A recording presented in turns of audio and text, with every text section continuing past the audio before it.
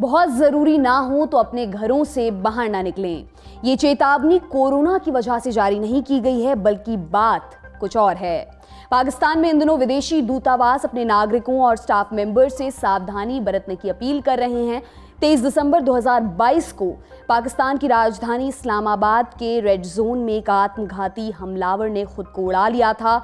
इसमें एक पुलिस वाले की जान चली गई थी, कई लोग घायल भी हुए थे। पाकिस्तान दशकों से अपने पाले पोसे आतंकवाद का शिकार रहा है। बलूचिस्तान और खैबर पख्तूनख्वा जैसे प्रांतों में बम धमाके और मुठभेड़ दिनचर्या का हिस्सा बन चुके हैं। हालांकि इस्लामाबाद इस मामले में काफ़ी सुरक्षित माना जाता है। यहाँ दिसंबर 2022 से पहले सुसाइड अटैक लगभग 9 बरस पहले हुआ था। उसके बाद से शहर में शांति थी। हाल के हमले ने पूरा ताना बाना बिगाड़ दिया है। अमेरिका ने अपने दूतावास के लोगों के इस्लामाबाद के मैरियट होटल में जाने पर रोक लगा दी है। उसका आकलन है कि आतंकी यूएस एम्बेसी के स्टाफ मेंबर्स को निशाना बनाने की फिराक में हैं। एडवाइजरी में ये भी कहा गया कि भीड़भाड़ वाले इलाकों में जाने से बचें और संभव हो तो बाहर निकलने से परहेज करें। 25 दिसंबर को यूके के विदेश मंत्रालय ने पाकिस्तान में अपने नागरिकों के लिए ट्रैवल एडवाइजरी अपडेट की। इसमें खैबर पख्तूनख्वा के कुछ जिलों पेशावर, बलूचिस्तान और एलओसी के आसपास जाने से बचने की सलाह दी गई है। न्यू ईयर तक मैरियट होटल में जाने से भी रोका गया है। उसी रोज पाकिस्तान में ऑस्ट्रेलिया के उच्चायोग ने भी अपने अधिकारियों को ध्यान रखने के लिए कहा। साथ ही पाकिस्तान जाने की योजना बना रहे नागरिकों को कहा कि वे अपने प्लान पर फिर से विचार करें। पाकिस्तान के लिए ट्रैवल एडवाइजरी अपडेट करने वाले देशों की संख्या बढ़ती जा रही है। 26 दिसंबर को सऊदी अरब के दूतावास ने भी अपने नागरिकों से सतर्कता रखने की अपील जारी की। इन सबके बीच इस्लामाबाद पुलिस ने शहर में हाई अलर्ट जारी कर दिया है। चेकिंग बढ़ा दी गई है। इस पूरे घटनाक्रम में जिस एक जगह पर सबसे ज्यादा जोर दिया जा रहा है वो इस्लामाबाद का मैरियट होटल है। विदेशी सरकारें अपने नागरिकों को इस होटल में ना जाने की सलाह जरूर दे रही हैं। आज हम समझेंगे मैरियट होटल को लेकर इतना बड़ा बखेड़ा खड़ा क्यों हो रहा है, इस्लामाबाद में आतंकी हमलों का इतिहास क्या रहा है और इन दिनों पाकिस्तान में अटैक्स का डर क्यों बढ़ गया है। नमस्कार, मेरा नाम दिव्यांशी है और आप देखना शुरू कर चुके हैं लल्लन टॉप का अंतर्राष्ट्रीय प्रसंगों से जुड़ा रोजाना का कार्यक्रम दुनियादारी।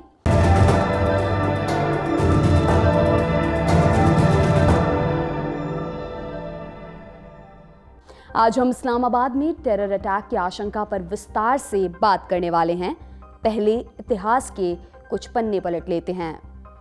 अगस्त 1947 में ब्रिटिश भारत के विभाजन के बाद 2 मुल्क बने, भारत और पाकिस्तान। भारत की राजधानी नई दिल्ली बनी रही। पाकिस्तान ने कराची को अपनी राजधानी बनाया। कराची समंदर के पास था और यहाँ से हवाई यात्रा की सुविधा उपलब्ध थी। ये पहले से स्थापित भी था, इसलिए सरकारी तंत्र के लिए अलग से बहुत कुछ बनाने की जरूरत नहीं थी। मगर जल्दी ही कराची में शरणार्थियों की संख्या बढ़ने लगी। शहर छोटा पड़ने लगा। सरकारी दफ्तरों के लिए जगह कम पड़ने लगी। कराची से राजधानी वाली फील नहीं आ रही थी। इसमें नए निर्माण की गुंजाइश नहीं के बराबर थी। फिर आया साल 1958। पाकिस्तान में पहला सैन्य तख्ता पलट हुआ। अयूब खान राष्ट्रपति बने। उनका मानना था कि कराची औपनिवेश गुलामी का प्रतीक है। एक और चीज ये हुई कि उस समय तक कराची को मुजाहिरों का शहर कहा जाने लगा था। पाकिस्तान की मिलिट्री और पॉलिटिक्स में पंजाब का दबदबा हमेशा से रहा है। अयूब खान यूं तो खैबर पख्तूनख्वा में पैदा हुए थे, लेकिन सेना में उन्होंने पंजाबियत का रुतबा बखूबी देखा था। इसी वजह से वो उसी मिजाज की राजधानी बनाना चाहते थे। अयूब सरकार ने नई राजधानी का खाका तैयार करने के लिए ग्रीक आर्किटेक्ट कॉन्स्टेंटिनोस डॉक्सेडियस को बुलाया। 1959 में कैपिटल सिटी कमीशन बनाया गया। इसकी कमान याह्या खान को दी गई। याह्या खान बाद में पाकिस्तान के राष्ट्रपति भी बने। डॉक्सेडियस ने 1960 में नई राजधानी का मास्टर प्लान तैयार करके दे दिया। अयूब खान ने नए शहर का नाम इस्लामाबाद रखा। इस्लामाबाद बनकर तैयार होने तक रावलपिंडी को अंतरिम राजधानी बना दिया गया। इस्लामाबाद उसी के पड़ोस में बन रहा था। 14 अगस्त 1967 को इस्लामाबाद को आधिकारिक तौर पर पाकिस्तान की राजधानी घोषित कर दिया गया। ये शहर शून्य से तैयार हुआ था। कालांतर में इस्लामाबाद की 2 पहचान उभर कर सामने आई। पहली, इस्लामाबाद केवल अमीर लोगों का शहर है। यहाँ घर या ज़मीन खरीदना हमेशा से मुश्किल था। बेसिक सुविधाएं महंगी थी, इसलिए आम लोगों के लिए यहाँ की लाइफस्टाइल के साथ चलना लगभग असंभव रहा। इस्लामाबाद खाड़ी देशों में कमाने वाले सरकारी अधिकारियों और राजनेताओं तक सीमित हो गया। इस्लामाबाद की दूसरी पहचान ये बनी कि इसे निरंकुश सत्ता का पर्याय माना जाने लगा। माने ये कि ये शहर आम लोगों के लिए नहीं बना है। मशहूर मानव विज्ञानी चैड हिल्स ने पाकिस्तानी अखबार डॉन से बात करते हुए कहा था कि इस्लामाबाद मिलिट्री स्टेट की ज़रूरतों को पूरा करने के लिए बनाया गया था। शुरुआत में तय ये हुआ था कि संसद, राष्ट्रपति भवन, सुप्रीम कोर्ट, प्रधानमंत्री और राष्ट्रपति आवास जैसी सरकारी इमारतों को शहर के केंद्र में बनाया जाए, लेकिन मिलिट्री सरकार ने इस प्लान को खारिज कर दिया। अयूब खान चाहते थे कि सरकारी इमारतें ऐसी जगह पर हों जहां से पूरी राजधानी का दीदार हो सके, इसलिए इन इमारतों को शहर की सीमा पर बनाया गया। इसका नतीजा ये हुआ कि शहर के एंट्री पॉइंट सीमित कर दिए गए। अब शहर को आसानी से बंद किया जा सकता था। इन सबका दूसरा पहलू यह भी था कि इस्लामाबाद पाकिस्तान के बाकी शहरों की तुलना में ज्यादा सेफ और सिक्योर था। ये भ्रांति लंबे समय तक कायम रही। 1990 के दशक के शुरुआती सालों तक इस्लामाबाद आतंकी हमलों से बचा रहा। फिर नवंबर 1995 में इजिप्ट के दूतावास पर जाकर एक चरमपंथी ने खुद को बम से उड़ा लिया। चरमपंथी इजिप्शियन इस्लामिक जिहाद का सदस्य था। इस हमले को अल जवाहिरी ने प्लान किया था और ओसामा बिन लादेन ने इसको हरी झंडी दिखाई थी। उस समय लादेन अफगानिस्तान में ही था और पाकिस्तानी खुफिया एजेंसी ISI के सहयोग से बने तालिबान का मेहमान बना बैठा था। हमले के बाद पाकिस्तान सरकार कुछ कट्टर इस्लामी संगठनों के खिलाफ सख्त हुई। कई मोस्ट वांटेड नेताओं को पाकिस्तान की सीमा से निर्वासित किया गया। कुछ समय तक इस्लामाबाद में शांति बनी रही। फिर आया 2001 का साल। 11 सितंबर को अमेरिका पर एक बड़ा आतंकी हमला हुआ। अमेरिका ने नेटो के देशों के साथ मिलकर अफगानिस्तान में वॉर ऑन टेरर की शुरुआत की। उन्होंने तालिबान को सत्ता से बाहर कर दिया। तब तालिबान की लीडरशिप अफगानिस्तान से सटे पाकिस्तान के इलाकों में बसने लगी। उस समय पाकिस्तान में परवेज मुशर्रफ सरकार चला रहे थे। वॉर ऑन टेरर में उनका देश अमेरिका का सहयोगी था। उन्हें अपने इलाके से तालिबान को निकालना भी था और उसी में से अपने दोस्तों को बचाना भी था। पाकिस्तान ने डबल गेम खेला। इसमें गफलत हुई तो पाकिस्तान से काम कर रहे चरमपंथी गुटों ने सरकार और सेना के खिलाफ जंग छेड़ दी। इसी वजह से आपको दिखेगा कि 2004 के बाद पाकिस्तान में बम धमाकों और आतंकी हमलों की संख्या अचानक से बढ़ गई। फिर दिसंबर 2007 में 40 गुटों ने मिलकर तहरीक तालिबान पाकिस्तान यानी कि TTP की स्थापना की। TTP बलोचिस्तान और खैबर में पाक सेना के ड्रोन हमलों के खिलाफ तो था ही, वे और विस्तृत मकसद के साथ आए थे। वे पूरे पाकिस्तान में शरिया कानून भी लागू करना चाहते थे। उन्हें संविधान और तंत्र पर कोई भरोसा नहीं था। TTP के आने के बाद पूरे देश में हिंसा बढ़ गई। अगले एक साल में पाकिस्तान में कुल 88 बम धमाके हुए। इसमें 1188 लोग मारे गए और 3000 से अधिक लोग घायल हुए। फिर अगस्त 2008 में पाकिस्तान की सरकार बदल गई। परवेज मुशर्रफ ने राष्ट्रपति पद से इस्तीफा दे दिया। आम चुनावों में पाकिस्तान पीपुल्स पार्टी की जीत हुई थी। यूसुफ रजा गिलानी प्रधानमंत्री बने थे। पाकिस्तान की पूर्व प्रधानमंत्री बेनजीर भुट्टो के पति आसिफ अली जरदारी ने राष्ट्रपति पद की शपथ ली थी। नई सरकार वॉर ऑन टेरर में अमेरिका का साथ देने में आनाकानी कर रही थी। अमेरिका इससे नाराज चल रहा था। उन दिनों इस्लामाबाद का मेरिट होटल विदेशी डिप्लोमैट्स और अमेरिकी मिलिट्री अफसरों का सबसे पसंदीदा ठिकाना हुआ करता था। ये रेड जोन के पास बना है। रेड जोन में पाकिस्तान की सबसे संवेदनशील इमारतें हैं। इसी वजह से मेरिट होटल सबसे सुरक्षित भी था। यहाँ पर 2003 और 2007 में 2 बार हमले की कोशिश भी हुई थी। दोनों बार नुकसान टाल दिया गया। हालांकि तीसरी बार में कयामत आ ही गई। 20 सितंबर 2008 की रात एक ट्रक होटल के गेट की तरफ बढ़ा। आमतौर पर ट्रक्स चेक पॉइंट पर रुकते थे। वैसे भी होटलों में उस पहर में ट्रक का आना कोई सामान्य घटना नहीं थी। गेट पर खड़े गार्ड्स ने हाथ देकर रोकने के लिए कहा, लेकिन ट्रक रुका नहीं। वो सीधा बैरियर से टकरा गया। ट्रक लगभग 600 किलो बारूद से भरा था। वो गेट पर ही फट गया। इस धमाके की वजह से गेट पर 40 फीट गहरा गड्ढा हो गया। लॉबी में बैठे लोगों के परखच्चे उड़ गए।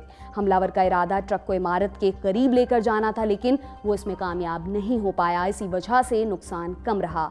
फिर भी इस धमाके में 60 लोगों की मौत हो गई और 266 लोग इसमें घायल हो गए। मरने वालों में 5 विदेशी नागरिक भी थे। ये पाकिस्तान के इतिहास में हुए सबसे बड़े आतंकी हमलों में से एक था। उस समय ये बड़ा सवाल था कि 600 किलो विस्फोटक से लदा ट्रक रेड जोन तक घुसने में कामयाब कैसे हुआ। ये भी आरोप लगे कि पाकिस्तान ने जानबूझकर होटल की सिक्योरिटी घटाई थी। खैर, हमले के बाद होटल को बंद कर दिया गया। पाकिस्तान सरकार ने अपने खर्चे पर होटल के बाहर बुलेट प्रूफ दीवार बनवाई। सिक्योरिटी का इंतजाम बढ़ाया गया। जनवरी 2009 में होटल को फिर से खोल दिया गया। इसके बाद से इसकी सुरक्षा चाक चौबंद रही है। ये फिर से विदेशी डिप्लोमेट्स और पाकिस्तानी कुलीनों का अड्डा बन चुका है। मेरठ वाले ब्लास्ट के बाद भी इस्लामाबाद में बम धमाके कम नहीं हुए। Pakistan institute for conflict and security studies की रिपोर्ट के अनुसार 2005 से 2014 के बीच इस्लामाबाद में 18 आत्मघाती हमले हुए। इनमें 165 लोग मारे गए और लगभग 600 लोग घायल हुए। आखिरी बार मार्च 2014 में एक अदालत के कॉम्प्लेक्स में 2 हमलावरों ने खुद को बम से उड़ा लिया था। जुलाई 2014 में पाकिस्तान सरकार ने फाटा में जज्ब-ए-अर्ब नाम से पहला बड़ा मिलिट्री ऑपरेशन शुरू किया। उन्हें अमेरिका का भी सपोर्ट मिला। इस ऑपरेशन ने टीटीपी को भारी नुकसान पहुंचाया। उन्हें फाटा छोड़कर भागना पड़ा। कहा जाता है कि इस ऑपरेशन के बाद टीटीपी की क्षमता 70% तक घट गई थी। उनकी लीडरशिप छिन्न भिन्न हो चुकी थी। इसके कारण पाकिस्तान में होने वाले आत्मघाती बम हमलों की संख्या भी घटी। इस्लामाबाद में भी शांति बरकरार रही। 2019 के बाद से टीटीपी ने खुद को रीग्रुप किया। उधर अफगानिस्तान में भी तालिबान उभर रहा था। वहां से उन्हें संबल मिला। उसने पाकिस्तान में हमले बढ़ा दिए। अगस्त 2021 में अफगानिस्तान की सत्ता पर तालिबान की वापसी हुई। तब टीटीपी भी वापस अपने रूप में लौटा। हिंसा के बीच पाकिस्तान सरकार ने शांति की पेशकश की, लेकिन बात कभी बन नहीं पाई। नवंबर 2022 में टीटीपी ने सरकार के साथ चल रहे संघर्ष विराम को तोड़ दिया। उसने अपने लोगों को पूरे पाकिस्तान में हमले का आदेश दिया। तब से बलूचिस्तान और खैबर पख्तूनख्वा के इलाकों में हमले बढ़े हैं। दिसंबर में टीटीपी ने बन्नू में काउंटर टेररिज्म डिपार्टमेंट के दफ्तर को कब्जा लिया था। बंधकों को छुड़ाने के लिए पाक आर्मी को स्पेशल ऑपरेशन चलाना पड़ा था। इसके अलावा टीटीपी पुलिस थानों, सिविलियन आबादी, मार्केट समेत अलग अलग हिस्सों में हमले कर रही है। 23 दिसंबर को टीटीपी एक कदम और आगे बढ़ गई। इस्लामाबाद के अंदर जब पुलिस ने एक ऑटो को रोका, तब उसमें सवार हमलावर ने खुद को बम से उड़ा लिया। इसमें नाके पर तैनात पुलिस वाले की मौत हो गई। इस घटना के बाद आशंका जताई जा रही है कि टीटीपी के आतंकी इस्लामाबाद के अंदर घुसे हो सकते हैं। ये डर भी है कि आतंकी विदेशी नागरिकों को निशाना बना सकते हैं। मेरठ होटल विदेशी दूतावासों के पास ही है। इसमें विदेशी नागरिक ठहरते हैं और मीटिंग्स के लिए भी आते रहते हैं। इस वजह से आतंकियों के निशाने पर हो सकता है। इसी के चलते विदेशी दूतावासों ने अपने नागरिकों को इस तरफ नहीं जाने की हिदायत दी है। इस मसले पर पाकिस्तान सरकार क्या करे, ये भी आपको बताते हैं। पाकिस्तान के प्रधानमंत्री शहबाज शरीफ ने साफ किया है कि उनकी सरकार आतंकियों के साथ समझौता नहीं करेगी। लाहौर में एक कार्यक्रम में शरीफ ने कहा कि वे पाकिस्तान से आतंकवाद को मिटाकर ही दम लेंगे। उधर इस्लामाबाद पुलिस ने शहर के लिए नया सिक्योरिटी प्लान जारी किया है। इसके तहत इस्लामाबाद में 25 नए सिक्योरिटी चेक पॉइंट्स बनाए गए हैं। रेड जोन के एंट्री पॉइंट्स की कैमरे से निगरानी होगी। मेट्रो, बस, पैसेंजर्स का वीडियो सर्विलांस किया जाएगा।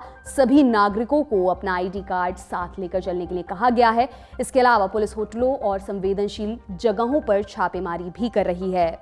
आने वाले कुछ दिन पाकिस्तान और इस्लामाबाद के लिए सख्त परीक्षा के दिन हैं। क्या पाकिस्तान सरकार पास हो पाती है या नहीं, ये देखने वाली बात होगी। इस मामले पर हमारी नजर बनी रहेगी। आप बने रहिए लल्लन टॉप के साथ।